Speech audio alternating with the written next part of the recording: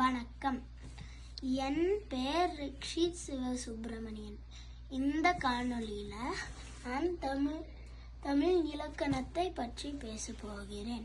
நான் முதல்ல அது 5 பிரிச்சிருக்கேன். நான் முதல்ல அந்த 5 இலக்கணத்தையும் சொல்லிடுறேன். அதுக்கப்புறம் அப்படின்னா என்னன்னு சொல்லிடுறேன். எழுத்திலக்கணம், சொல்லிலக்கணம், பொருள் இலக்கணம், யாப்பிலக்கணம், அணி இலக்கணம். எழுத்திலக்கணம்னா எழுத்தை பத்தி பேசுறது. உயிரெழுத்து, மெய் எழுத்து, உயிர் மெய் எழுத்துலாம் இதுல இருக்கு.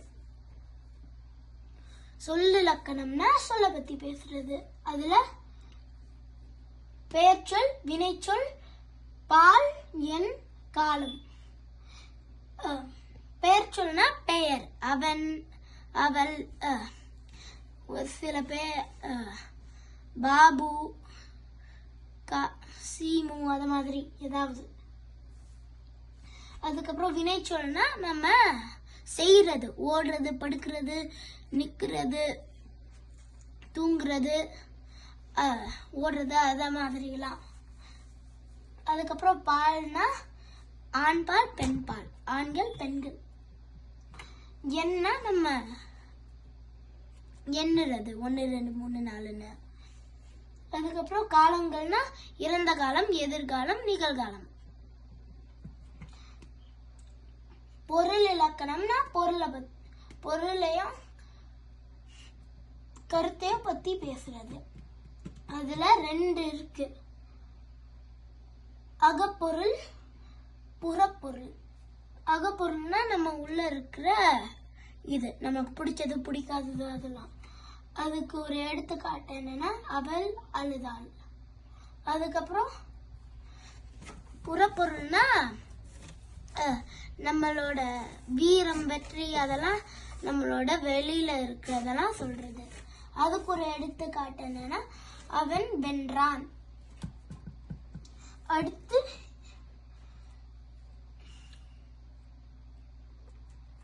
யாப்பிலக்கணம். யாப்பிலக்கணம்னா கவிதை செய்யும் கவிதை, அதெல்லாம் பத்தி பேசுறது. அதுல அசை, சீரு, சீர், தலை, யாப்பு, அது எல்லாமே இருக்கு. அடுத்து அணி இலக்கணம். அதுல அணி இலக்கணத்துல நம்ம மொழியோட அழகையும் அலங்காரத்தையும் பத்தி பேசுறது. இதுல 3 இருக்கு. அந்த 3க்கும் நான் ஒரு எடுத்துக்காட்டு சொல்றேன். உவமை அணிக்கு எடுத்துக்காட்டு என்னன்னா, அவன் சிங்கம் போல்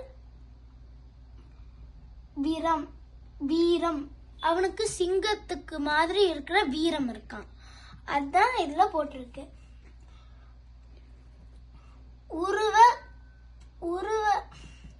உருவக அணி அப்படின்னா,